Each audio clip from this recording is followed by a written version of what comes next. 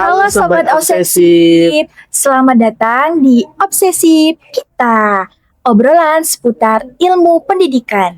Hari ini kita akan ngobrolin topik yang sering banget jadi tantangan nih teman-teman.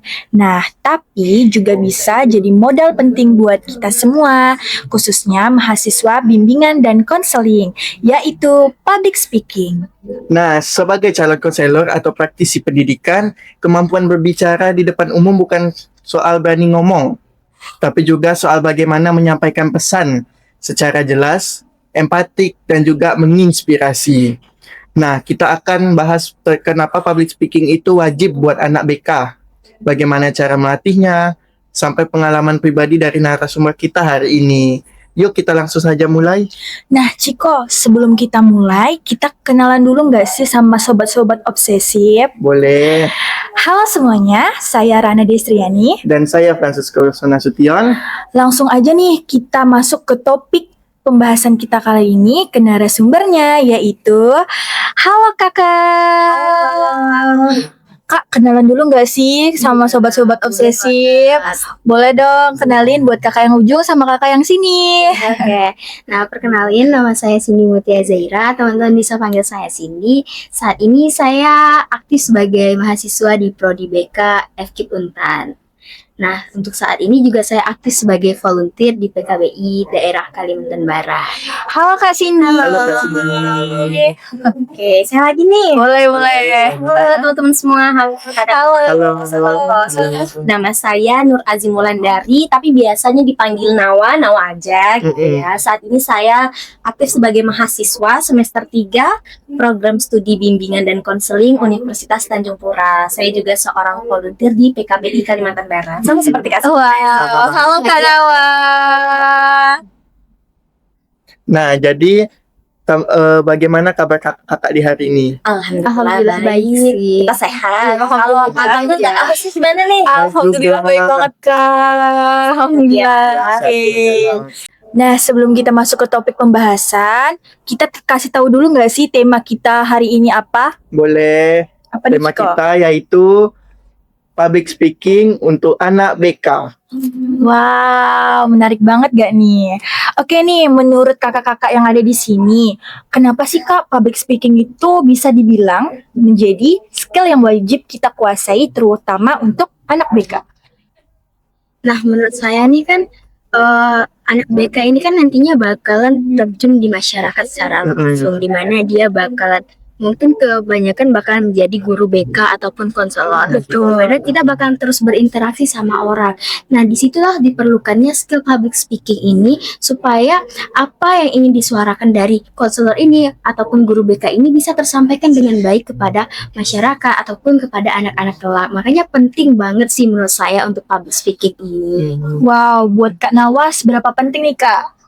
Pastinya sebagai anak BK dan kelak nanti kita akan menjadi guru BK atau konselor atau barangkali teman-teman ada yang mau jadi dosen. Wow, ya. amin. Skill public speaking itu sangat amat penting karena skill public speaking itu bukan hanya sekedar kita bisa berani ngomong di depan, tapi bagaimana pesan yang ingin kita sampaikan itu bisa diterima dan dipahami sama orang-orang yang mendengarkan. Betul banget. Nah, jadi tuh kan Kak, banyak orang tuh yang masih menganggap public speaking tuh hanya berani ngomong di depan, hanya yang misalnya bisa ngomong gitu. Tapi menurut kakak-kakak nih, seberapa besarnya esensi public speaking untuk yang dimiliki oleh calon konselor?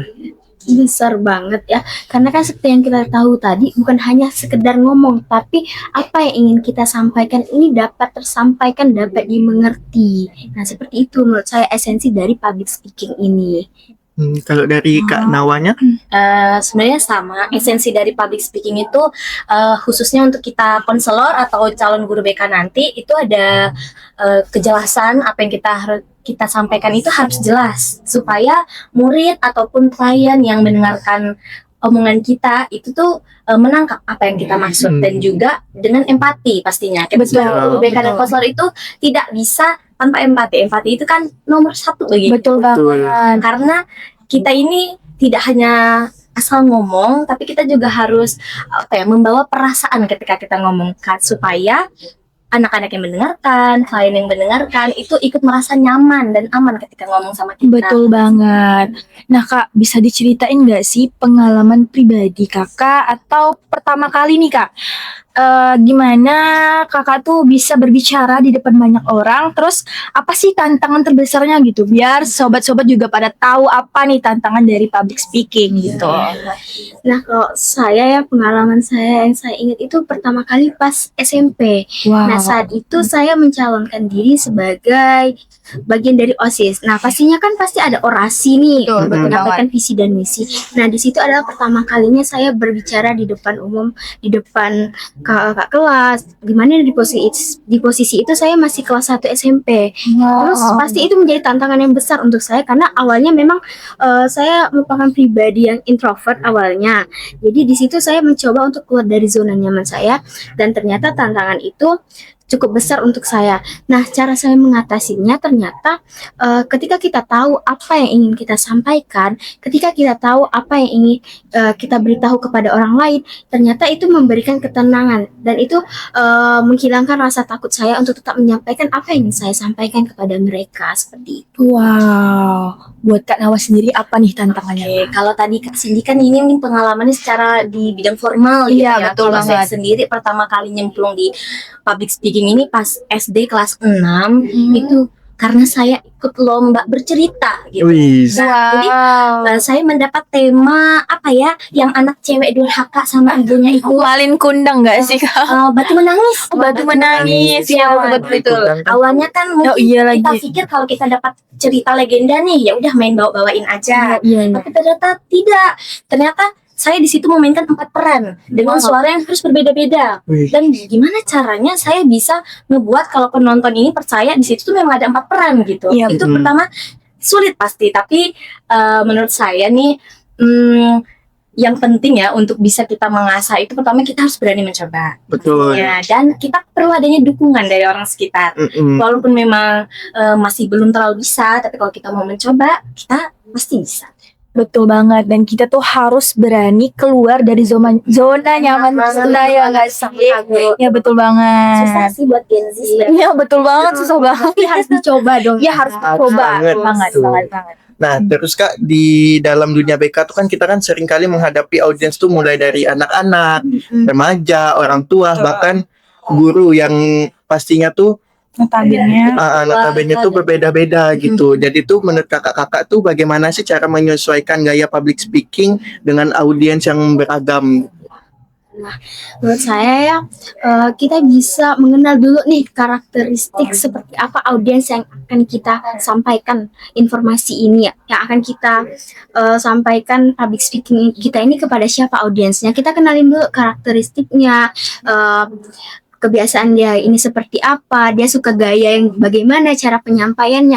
Nah, lalu barulah kita sesuaikan dengan public speaking kita. Karena kan kalau kita tidak menyesuaikan gaya public speaking kita kepada audiens ini kan mungkin audiens ini bahkan sulit menerima apa yang kita sampaikan. Nah, seperti itu sih menurut saya.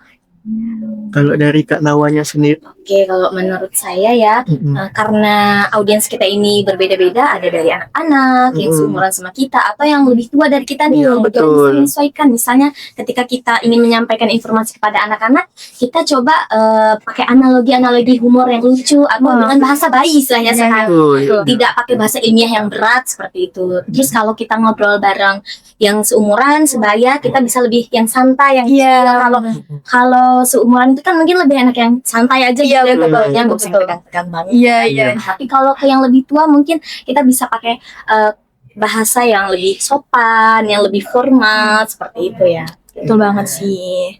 Nah Kak, menurut kakak sendiri yang berdua ini asik.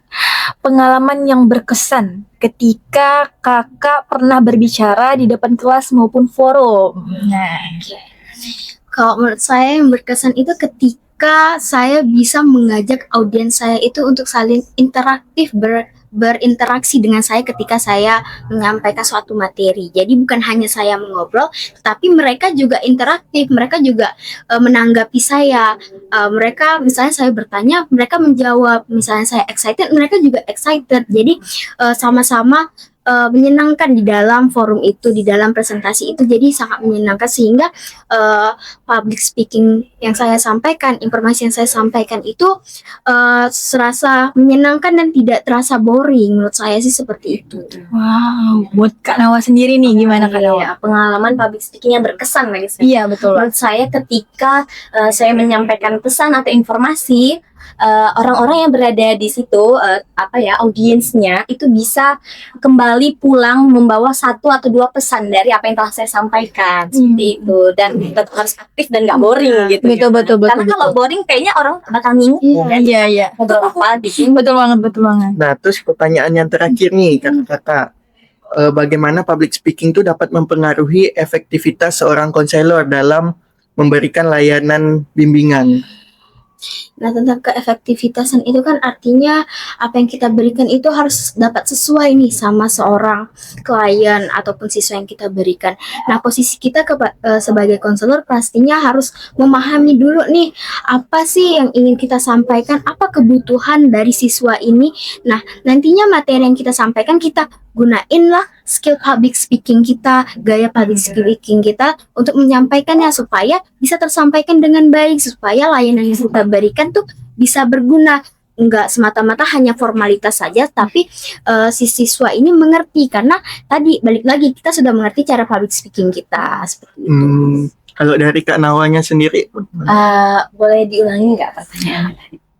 Nah, jadi pertanyaannya tuh bagaimana public speaking tuh dapat mempengaruhi efektivitas seorang konselor dalam memberikan layanan bimbingan? Oke, jadi bagaimana peran public speaking ini nih dapat mempengaruhi efektivitas dalam layanan bimbingan Iya, konseling? betul. Ya, pastinya sangat berpengaruh. Bagaimana dia bisa Menyampaikan, iya kan? Bagaimana dia bisa berpengaruh? Karena ketika kita tidak punya skill Public speaking tentunya kan pasti kita tidak tahu nih gimana cara menyampaikannya, apakah pesan yang kita sampaikan nih bakalan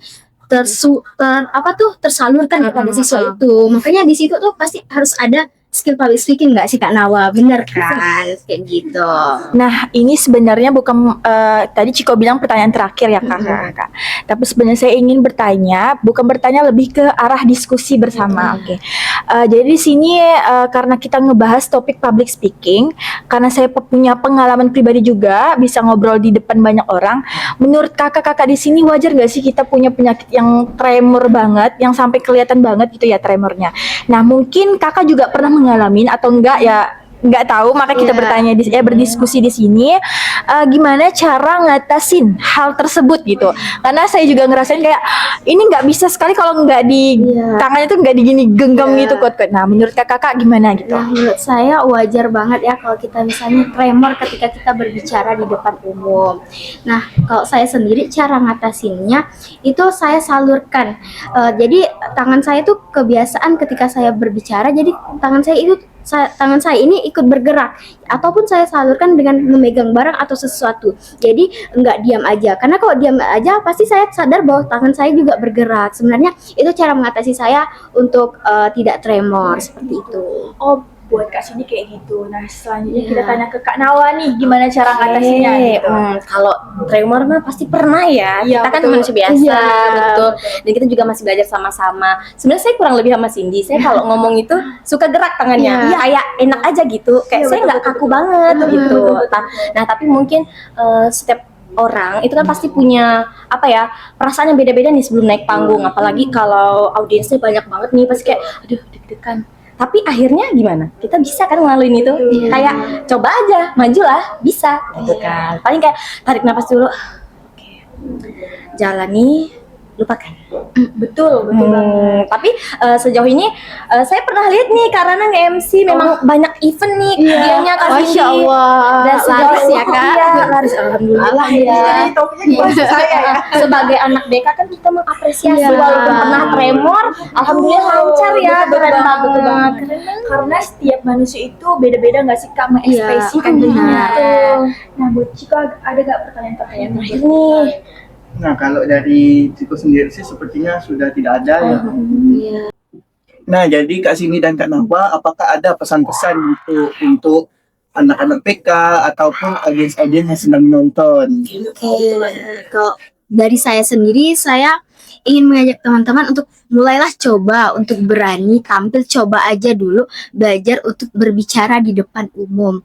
Karena apa? Karena kita tahu bahwa kita ini makhluk sosial, kita selalu berinteraksi sama orang-orang. Ada kalanya mungkin suatu hari nanti teman-teman bakal berada di posisi depan, bakal menjadi pemimpin. Maka coba aja dari sekarang untuk mulai belajar gimana sih cara belajar public speaking yang baik. Nah, seperti itu. Oke, mungkin kalau dari saya sama nih, kita coba aja dulu, belajar dulu. Karena kalau kita tidak coba, kita tidak akan pernah tahu. Betul. Berarti kita nggak pernah mulai. Dan mungkin kalau dari saya pesannya satu tips kali ya, gimana caranya nih? Kalau misalnya mau ada acara atau apapun, coba sebelum acara nih latihan di kamar sambil ngaca, ngelihat atau sambil direkam, terus ngeliat nih, aku udah oke belum nih ngomongnya gitu kan, ekspresi aku gimana, sudah dapat belum. Biasanya kan kita pas ngepastiin diri kita dulu nih, udah bagus nggak nih gitu kan. Jadi kayak mungkin itu sih, itu aja pesannya. Oh teman-teman, kali ini temanya sangat-sangat membuka mata semua ya teman-teman, bahwa public speaking bukan sekedar tampil keren di depan banyak orang, tetapi sebuah keterampilan yang bisa membantu mahasiswa mereka menyampaikan pesan dengan jelas dan juga membangun kepercayaan diri serta bahkan menginspirasi orang lain. Nah, baik. Terima kasih. Terima kasih banyak untuk narasumber kita hari ini yang sudah mau berbagi pengalaman dan tips lainnya. Buat teman-teman pendengar obsesif, semoga obrolan kali ini bisa memotivasi untuk berani melangkah, melatih, dan mengasah kemampuan public speaking sejak sekarang.